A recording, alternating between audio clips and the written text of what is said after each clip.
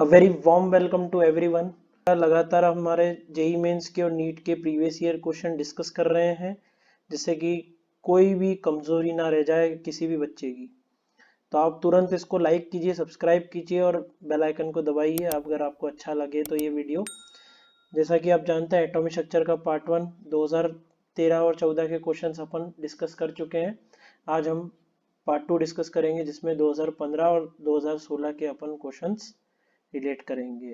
इस पिक्चर से आपको दिख भी रहा होगा कि एटॉमिक स्ट्रक्चर का टॉपिक है आज। आगे बढ़ते हैं। शक्तिमान का आइकन नहीं है, ये एटॉमिक स्ट्रक्चर का है।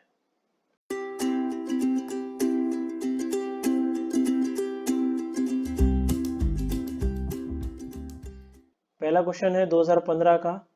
अगर आपने पिछली वीडियो नहीं देखी है तो ये वाला क्वेश्चन तुरंत नहीं हो सकता, टाइम लगेगा। तो अगर आपने पिछला वीडियो देखा हो तो मैंने आपको बताया था कि सारे एनर्जी लेवल की एनर्जी आपको पता होनी चाहिए, खासकर हाइड्रोजन एटम के लिए। अब वो उसने क्वेश्चन ने पूछा है कि हाइड्रोजन एटम की एक्साइटेड स्टेट में कौन कौन सी पॉसिबल एनर्जी पॉसिबल है। पॉसिबल एनर्जीज बतानी है एक्साइटेड स्टेट की। अब एक्साइटेड स्टेट मतलब n इज इक्वल टू 1 कभी नहीं होना चाहिए, n is equal greater than equal to 2 होना चाहिए। ठीक है, तो ये तो हो ही नहीं सकता क्योंकि टोटल एनर्जी कभी पॉजिटिव में नहीं होती है। तो पॉजिटिव वाला केस आप पहले ही क्रॉस कर दीजिए, जिससे कि आपको बार बार देखना नहीं पड़े ऑप्शंस। बचा ये -6.8 इलेक्ट्रॉन वोल्ट और -3.4 इलेक्ट्रॉन वोल्ट। -6.8 इलेक्ट्रॉन वोल्ट किसी भी स्टेट की एनर्जी नहीं होती है हाइड्रोजन एटम में। इसका मतलब पॉसिबल आंसर बस यही है, -3.4। अगर आप मेरे अच्छे बच्चे हो गए तो आप ये बता सकते हो कि -3.4 डायरेक्ट बताओ कि कौन से n की वैल्यू होती है। n is equal to 2। तो क्वेश्चन को बिल्कुल ध्यान से पढ़ना है। कई बच्चे इस चीज को पढ़ना भूल जाते हैं। क्यों भूल जाते हैं? मजा आता है। चलते हैं क्वेश्चन नंबर 2 पे, जिसमें बोल रखा है principal quantum number n is equal to 6 के लिए correct sequence of filling of electron क्या होगी। पहले सारे ऑप्शंस को ऑब्जर्व करो। आपका सारे ऑप्शन चालू कहां से हो रहे हैं? एस से। मतलब अपन को 6s से चालू करना है। फिर उसके बाद आप सारे ऑप्शन को देखिए कितने और सबशेल भरे गए हैं। करेक्ट सीक्वेंस के लिए 3 सबशेल। तो 6 के बाद 3 सबशेल कौन कौन से भरेंगे, ये अपन को पता लगाना है। अगर इलेक्ट्रॉन की फिलिंग करेंगे 6s से चालू होगी, खत्म कहां पे होगी देखते हैं। तो उसके लिए ऑफ बाउ प्रिंसिपल लगेगा, क्योंकि ऑफ बाउ प्रिंसिपल ही बताता है filling of electron in different subshell. Different subshell में आपके इलेक्ट्रॉन को कैसे फिल करा जाए। तो लो एनर्जी सबशेल से चालू करते हैं ये प्रिंसिपल के हिसाब से, और फिर हायर एनर्जी सबशेल तक जाते हैं। तो 6s से तो चालू होगा, एंड कहां पे होगा ये आपको अभी पता नहीं है। बस 3 ऑर्बिटल्स बढ़ने आपको। तो ऑफ बाउ प्रिंसिपल लगाने के लिए आपको टेबल बनानी आनी चाहिए। टेबल की शुरुआत ऑफ बाउ के हिसाब से क्या होगी? 1s, फिर 2s,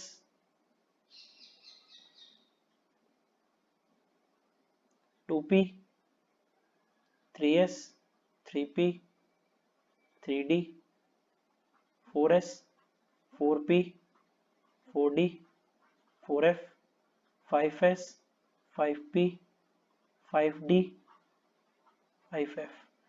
जब भी आप फीलिंग करिए सबशेल्स की, तो हमेशा एक सबशेल के नीचे उसी टाइप का सबशेल होना चाहिए। जैसे 1s के नीचे ठीक 2s होना चाहिए, 2s के नीचे ठीक 3s होना चाहिए, 3s के नीचे ठीक नीचे 4s होना चाहिए, और फीलिंग हमेशा डायगनली करनी। तो हमें सिर्फ 6s से मतलब है। 6p, 6d, 6f चालू यहां से करना है। 6s के बाद क्या आता है? तो डायगनली चलना है बिल्कुल। तो डायगनली क्या हो जाएगा? ऐसा। तो 6s, 6s के बाद 4f, 4f के बाद 5d, 5d के बाद 6p। तो अरेंजमेंट कैसा होगा? 6s के बाद क्या जाएगा? 4f, 4F के बाद किसकी फिलिंग होगी?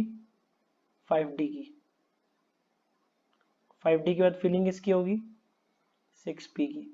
अब n की वैल्यू अपन ने 6 मानी थी, इसका मतलब ये कितनी हो जाएगी? n-2। ये क्या है? n-1 और ये क्या है? n। इसका मतलब np तक जाएगा, फिर n-1d। ऐसा किस ऑप्शन में? 4 में। बस क्लिक करो, खुश रहो, आबाद रहो। बहुत सिंपल क्वेश्चन था। अब आ जाते हैं क्वेश्चन नंबर 3 पे। एवरेज काइनेटिक एनर्जी किसी भी पार्टिकल की क्या होती है? 3/2 kT। तो डी ब्रॉगली वेवलेंथ का ऑर्डर क्या होगा? अब अगर ध्यान से देखें, आपका फोटोन है, इलेक्ट्रॉन है, पार्टिकल को पहले लिख दो जिससे कि सारा कंसंट्रेशन हमारा कंसेप्ट पे हो। Photon, electron, neutron. अब सबकी काइनेटिक एनर्जी सेम होगी। क्यों सर, आपको कैसे पता चला? क्योंकि हम किसी पर्टिकुलर टेम्परेचर पे देख रहे हैं। सबका टेम्परेचर अगर सेम है तो काइनेटिक एनर्जी सबकी सेम। लैम्डा होती है आपकी h/√2m/ke। काइनेटिक एनर्जी सबकी सेम है, इसका मतलब lambda is inversely proportional to under root of mass. जिसका मास ज्यादा होगा उसकी लैम्डा कम होगी, या ऐसा बोल सकते हो जिसका मास कम होगा उसकी लैम्डा ज्यादा होगी। अब फोटोन एक मासलेस पार्टिकल है तो उसका लैम्डा सबसे ज्यादा होगा। फिर उसके बाद इलेक्ट्रॉन और न्यूट्रॉन। मास ज्यादा किसका है? इलेक्ट्रॉन का कि न्यूट्रॉन का? न्यूट्रॉन का। इसका मतलब वो तो आएगा नहीं सेकंड नंबर पे, तो सेकंड नंबर पे बेटा कौन आएगा? इलेक्ट्रॉन। फिर कौन आएगा? न्यूट्रॉन। तो उस हिसाब से आंसर क्या हो जाएगा? विजिबल फोटोन, थर्मल इलेक्ट्रॉन और फिर थर्मल न्यूट्रॉन। तो आपस से 4 नंबर, 2 बार 4 नंबर आ गया। इसका मतलब ये नहीं कि हर बार आंसर 4 होगा। ध्यान से रहें, सतर्क रहें। Question number 4। Total number of orbital associated with principal quantum number 5। कितने ऑर्बिटल एसोसिएटेड हैं क्वांटम नंबर 5 से? इसमें बेटा फीलिंग की बात नहीं हुई है, इसमें बात ये हुई है कि n = 5 के कितने ऑर्बिटल होंगे। n = 5 में कितने ऑर्बिटल होंगे, मतलब ये पूछना चाह रहा है number of orbitals in n = 5, या फिर शेल नंबर 5। शेल नंबर 5 में नंबर ऑफ ऑर्बिटल्स कितने होंगे? तो आपको फॉर्मूला पता होना चाहिए, क्या होता है? n²। जिसको ये फॉर्मूला पता है तो वो डायरेक्ट बता देगा 5² मतलब 25। जिन बच्चों को फॉर्मूला पता नहीं है तो उनके पास एक दूसरा मेथड भी है जिससे हम ये सॉल्व कर सकते हैं। n = 5। n = 5 मतलब इसके अंदर सब शेल कितने होंगे? 5। इसके अंदर सब शेल कितने होंगे? 5। पहला सब shell 5s, 5p, 5d, 5f। और 5f के बाद तो कोई होता नहीं है सब शेल, तो हम कुछ नाम दे देते हैं। जैसे अपन ने एक रैंडम नाम दे दिया 5g। ऐसा नहीं है कि मैंने 5g बोल दिया तो ये कोई सब शेल होता होगा, नहीं ऐसा नहीं। हमको ये रैंडम एक सब शेल बना रहे हैं अपने तरफ से 5g, क्योंकि नंबर ऑफ सब शेल कितने होंगे? 5। अब बेटा इसमें कितने ऑर्बिटल होंगे? 5s में। किसी भी s में कितने ऑर्बिटल होते हैं? किसी भी s सब शेल में 1। 5p में कितने ऑर्बिटल होंगे? 3। d में कितने होंगे? 5। f में कितने होंगे? 7। 5g में कितने होंगे? 9। 11 नहीं, 9। ऑड नंबर पे चलना है तो 1 3 4 4 5 9 9 7 कितने हो जाएंगे बेटा? 9 7 16, 16 और 9 25। तो इससे भी आंसर 25 आएगा। तो अगर आपको फॉर्मूला नहीं भी पता है तो भी आपका काम चल जाएगा और आंसर वही आएगा। इसलिए बेटा अनअकैडमी पाठशाला को लाइक करना, सब्सक्राइब करना ना भूलें, ताकि इस तरीके के आपको ट्रिक्स एंड टिप्स पता लगते रहे और आपके एग्जामिनेशन में ज्यादा कभी दिक्कत नहीं है। अगला सवाल है, किस सॉल्ट के आयन का इलेक्ट्रॉनिक कॉन्फ़िगरेशन ये नहीं होगा? ठीक है, क्वेश्चन को जितनी जल्दी अपन हिंदी में कन्वर्ट कर सकते हैं उतना कर दें, जिससे कि आपको कभी भी क्वेश्चन सॉल्व करने में दिक्कत नहीं है। तो जब भी 2 लाइन का या 3 लाइन का क्वेश्चन हो हिंदी में, अगर अपन जल्दी से कन्वर्ट कर पाएंगे तो जल्दी से सवाल हो जाएगा। क्वेश्चन ने डायरेक्ट बोला है कि सॉल्ट के अंदर जो भी आयन है उसका इलेक्ट्रॉनिक कॉन्फ़िगरेशन ये नहीं होना चाहिए। बच्चे नोट भूलना ना पड़े। यूं नहीं कि क्वेश्चन, कई बार ऐसा होता है कि हम अपने अंदर एक टारगेट रख के चलते हैं कि एक क्वेश्चन 1 मिनट में, ऐसा नहीं करना है। हमेशा क्वेश्चन को ध्यान से पढ़ना है, सोच समझ के फिर आंसर देना है। इसका मतलब ये इलेक्ट्रॉनिक कॉन्फ़िगरेशन नहीं होना चाहिए। अब कई बच्चे तो इलेक्ट्रॉनिक कॉन्फ़िगरेशन निकालने लग जाएंगे आयंस के। बेटा नहीं, इतना टाइम नहीं होता है हमारे पास सवाल बहुत होते हैं, ऊपर से फिजिक्स केमिस्ट्री और करना होता है। तो इसमें नंबर ऑफ इलेक्ट्रॉन्स पहले ही काउंट कर लो, तो ये कितने हो जाएंगे, 18 इलेक्ट्रॉन। देख भी सकते हो, 2 + 2 4, 4 + 6 10, 10 + 8 18 इलेक्ट्रॉन। तो किसी भी आयन का 18 इलेक्ट्रॉन नहीं होना चाहिए, ठीक है। Na+ में कितने इलेक्ट्रॉन हो जाएंगे बेटा, 10 इलेक्ट्रॉन। Cl- में आपके कितने हो जाएंगे, 17 होता है, 1 इलेक्ट्रॉन मिल गया तो ये 18 इलेक्ट्रॉन। नहीं बेटा, ये सॉल्ट नहीं हो सकता है, क्योंकि इसमें एक आयन के 18 इलेक्ट्रॉन आ गए, तो ये आंसर नहीं हो सकता। कैल्शियम +2, आयोडीन का कैलकुलेट करने की जरूरत नहीं है आपको, डायरेक्ट ही पता चल रहा है इसका पीरियड नंबर बहुत ज्यादा होगा, 18 तो आ ही नहीं सकते। तो डायरेक्ट कैल्शियम का कैलकुलेट करें। बिल्कुल सोच समझ कर प्रैक्टिकली चलना है बिल्कुल बेटा। अगर बहुत नीचे जा रहा है एलिमेंट तो उसके इलेक्ट्रॉन 18 पॉसिबल ही नहीं है हो सके, ठीक है। तो आपको अपना दिमाग भी लगाना है। कैल्शियम +2 मतलब कैल्शियम का कितना होता है 20, +2 मतलब कितने इलेक्ट्रॉन कम कर दिए, 2, तो 18 इलेक्ट्रॉन हो गए कैल्शियम +2 के, तो ये भी आंसर नहीं हो सकता। सोडियम, इसमें Na+ में इसके वापस से 10 इलेक्ट्रॉन, फ्लोरीन इसमें F- में, तो इसका 9 होता है, एक और मिल गया तो 10 इलेक्ट्रॉन। इसमें किसी भी आयन के बेटा 18 इलेक्ट्रॉन है क्या, नहीं है।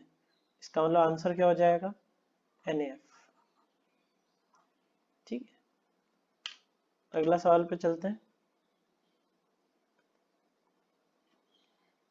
एक इलेक्ट्रॉन की स्ट्रीम है जो कि किसी फिलामेंट से निकल रही है, pass through between 2 charge plates at potential difference V। अपन ने एक चार्ज प्लेट ले ली, 2,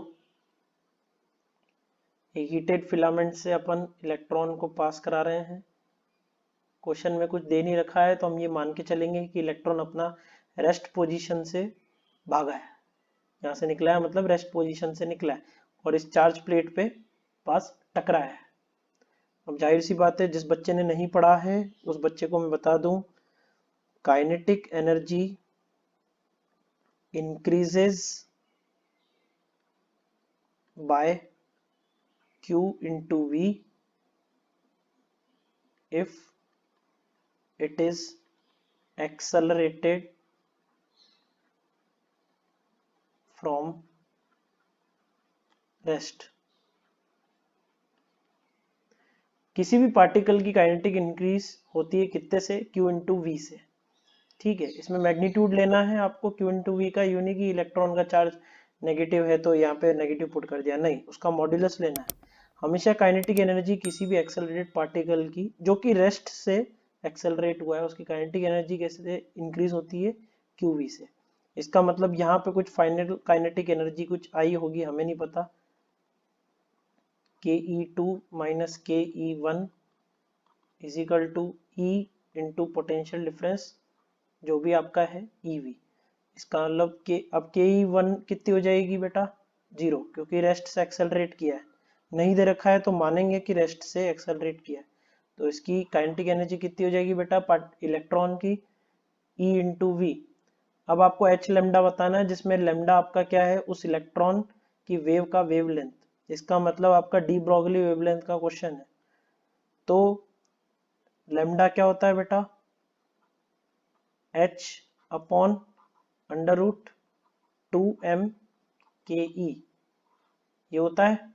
इलेक्ट्रॉन का काइनेटिक एनर्जी अब कितना हो गया, 2m इंटू EV H, और ये आपकी आ गई लैम्डा, तो H बाय लैम्डा कितना आ जाएगा, √2m के ई, या के ई की जगह ये भी लिख सकते हो √2m EV।